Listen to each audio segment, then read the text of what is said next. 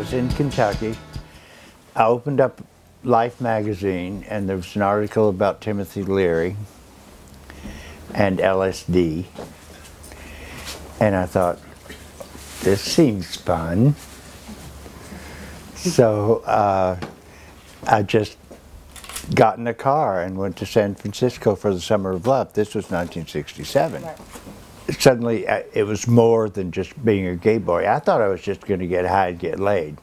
There were these incredible drag queens. I mean, they were magical looking. You know, they had these giant wigs, and they would put on 12 pairs, really, and I'm not even exaggerating, 12 pairs of false eyelashes at once on their eyes. So when they would blink, you would hear it. And I thought, where on earth am I?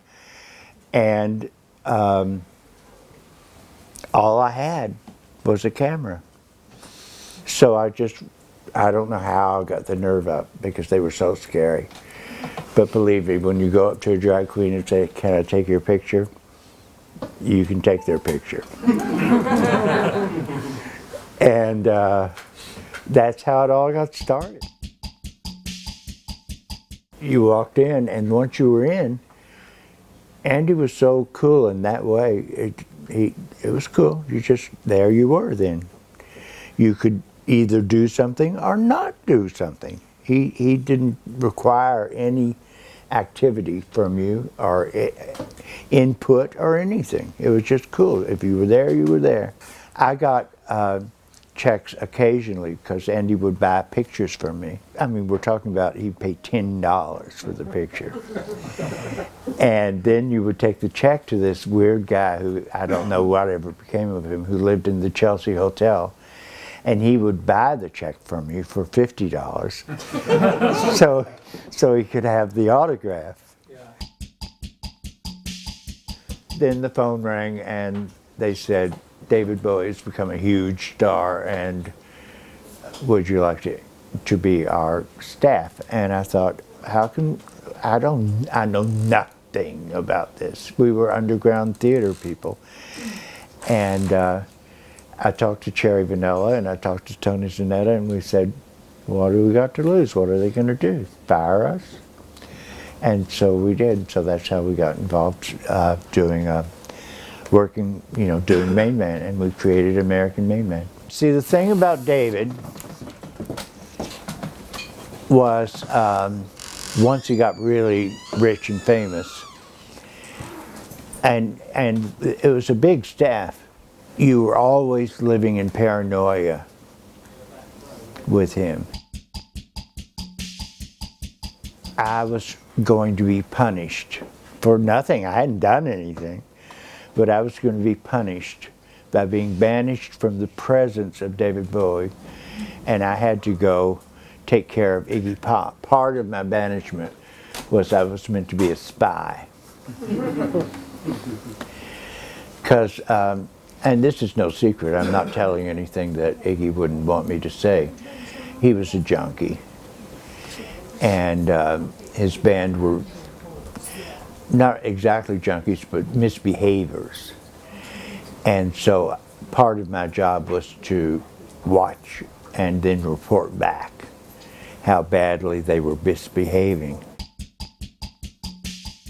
I went to CBGB's one night with Tony Zanetta, who had worked with me with David Bowie, and saw the Heartbreakers. And they were really good. They were a really good band. They were absolutely a fabulous band, but they were complete junkies. They were completely out of control junkies. And so after the band finished, Johnny Thunders came up to me. We needed a manager. Will you manage us? It became probably, of all the many rock and roll experiences and times of my life, the greatest of them all. They weren't easy. They were junkies. But look what I'm doing right in public. I'm tearing up just remembering Johnny. But It was the greatest. It was the fabulous. I will never regret it. We didn't make any money, but we had a ball. Sophie, Malcolm McLaren's assistant, called me, and I had no idea who Malcolm McLaren was or any of this stuff, and said, can the Heartbreakers come and do a tour we're going to do?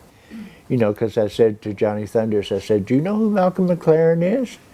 And he said, oh, he's that asshole bastard who dressed us up in red suits and wrecked the band. And I said, oh, this sounds hopeful. And I said, do you know who the Sex Pistols are? And he said, oh, they're horrible. I hate them. They have no talent. They're awful. And I said, well, they want us to go on tour with them in December. And Johnny said, oh, okay. Music industry, and I've been working in it since the Beatles, darling, they have never understood that musicians are crazy. And because even Ahmet Ertegun, who I loved very much, never really got it about how the people he was working with were nutty, you know, but he robbed them anyway. At that time, the Punks were just a joke. And Caroline Coon, bless her heart, said, well, it's Christmas, I'm going to feed them all. Everyone is invited. Because we had to find our own way there because there were no transportation. But when you got there, the house was full. And there was this little spiky-haired guy sitting there listening to Jim Reeves. And I just sat down and listened. And the little guy was crying. And I was crying. And I said, I'm from Kentucky, and that was Jim Reeves. And it made me feel like I was home for a little while. Thank you. My name is Leee. And he said, I'm Sid. And I thought, oh my God, Sid Vicious. And he had such a bad reputation. Most of it was untrue. Yeah, no, he was a sweet, sweet boy. He just got confused. Which we can do. I love all of those crazy, self-destructive people because you can't change them. And so you have to make the decision to accept them for who they are.